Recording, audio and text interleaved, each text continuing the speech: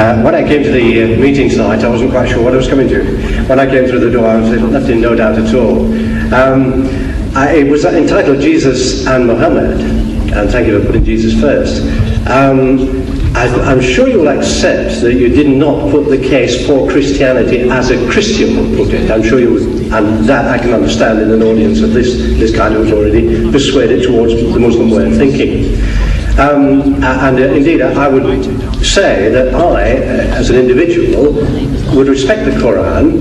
I'm afraid you did not respect my holy book, which is the Bible, in quite the same way. In fact, I'm a teacher, and in my classroom I've got a television which is fixed to the wall, and on the top of the television there's just room to put the Quran, because I respect, I've got Muslim children in my school, and I put the highest, I know you respect your book, you want to put it in the highest place, so I do that, I put it in the highest place.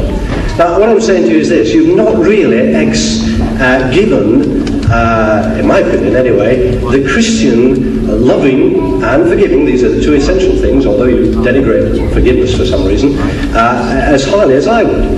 But more than that, perhaps you answer this point. Mohammed, you've talked a lot about Jesus, you've talked a lot about our holy book. We're not talking much about Mohammed, or indeed the Quran too much, apart from the missionary aspect of it.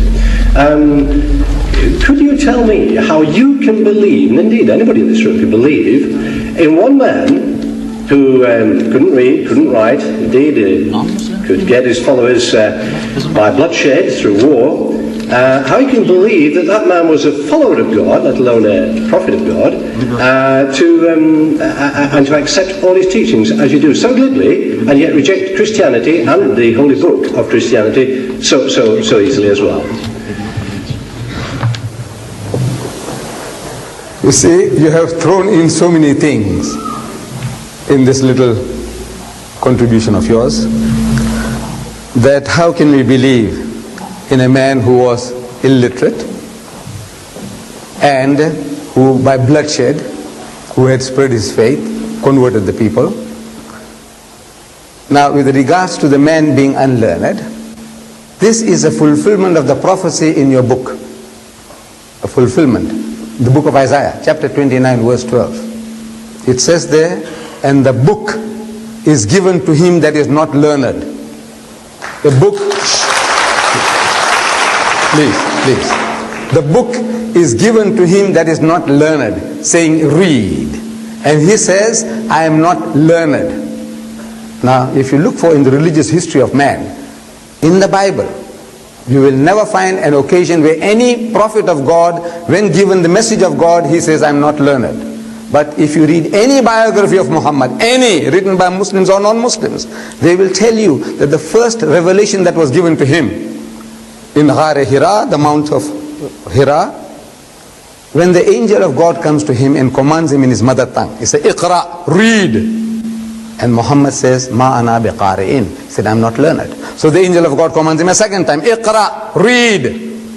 And again he says, Ma ana biqari'in. He said, I'm not learned. For the third time the angel of God embraces him hard and he says, Iqra bismi rabbika alladhi khalaq. Now he grasped the message that what he was required to do was to repeat. Because this Arabic word Iqra means to read, to recite, to rehearse, to repeat. And he repeats the words as they were given to him. Iqra bismi rabbika allazi khalaq. Read in the name of the Lord and Cherisher who created. Khalaq al-insana min alaq. Say, he who created man from a mere clot of congealed blood. Iqra wa rabbuka al-akram. So read and the Lord is most bountiful. So he says, Iqra wa rabbuka al-akram. So allazi allama bil kalam. Say, he who taught the use of the pen. So he says, allazi allama bil kalam. So allama al-insana ma lam ya'lam. Taught man that which he knew not. The very fact that the man is unlearned is a proof that this book is the book of God.